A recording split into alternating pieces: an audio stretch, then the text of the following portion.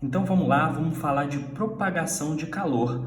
Primeira coisa que a gente tem que ter em mente, o que é calor? Calor é a energia em trânsito que flui do corpo de maior temperatura para o de menor temperatura. Então quando a gente fala, por exemplo, tá muito calor, significa que na verdade existe um corpo com maior temperatura e um corpo de menor temperatura, e esse calor, essa energia está sendo passada do corpo de maior temperatura para o de menor temperatura. Isso é um processo espontâneo da natureza, certo? E o calor ele tem três formas de se passar de um corpo para o outro, certo? Primeira forma é a condução. A condução ela geralmente acontece nos sólidos. O que acontece? A gente sabe que quando a gente aquece um corpo, a gente aquece a molécula daquele corpo e a molécula ela passa a ficar mais excitada, ela passa a vibrar mais em torno de uma posição de equilíbrio.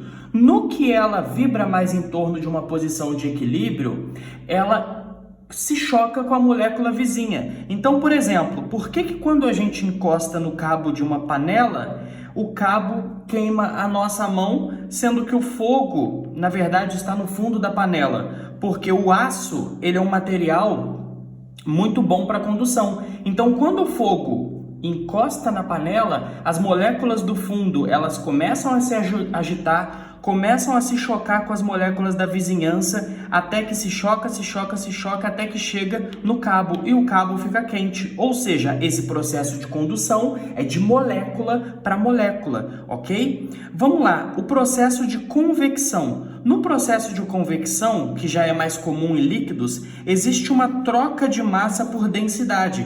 Por exemplo, novamente o probleminha da panela, só que agora ela está com água dentro dela. Conforme a água vai adquirindo calor, conforme a água vai ficando mais quente, ela se aproxima do estado de ebulição dela. Então, a massa de água quente ela é mais leve do que a massa de água fria. Então, a massa de água quente sobe e a massa fria desce, ok? Isso acontece também, por exemplo, com ar-condicionado. O ar-condicionado, quando ele é ligado num ambiente quente, ele joga uma massa de ar fria. A massa de ar fria, ela é mais pesada, então ela tende a cair. No que ela cai, a massa de ar quente que está no ambiente é mais leve, então ela sobe. Ou seja, vai acontecendo a manutenção de ar daquele ambiente e o ambiente vai ficando refrigerado.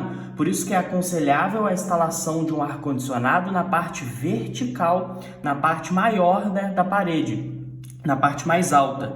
E o processo de irradiação? Aí você pode me perguntar, professor, eu saí na rua e comecei a sentir muito calor, mas não houve nenhuma condução, nenhum corpo me encostou, nem houve nenhuma troca de massa, eu não recebi massa, nem cedi massa para ninguém, e mesmo assim eu estou sentindo calor. Na verdade, acontece o processo de irradiação porque o Sol libera sobre a nossa atmosfera ondas eletromagnéticas, e essas ondas eletromagnéticas, elas carregam energia em forma de calor. Então, quando ela se choca com todos os objetos na Terra, ela aquece os objetos, certo? Então lembre-se, onda eletromagnética carrega energia. É por isso que você tem aquele velho ditado, que você sai de camisa preta e você sente muito calor. Por quê? Porque além disso, o preto é a cor que absorve todas as faixas de frequência. Então, como ali existe a emissão de uma onda eletromagnética, o preto está absorvendo tudo isso e o corpo está esquentando bastante,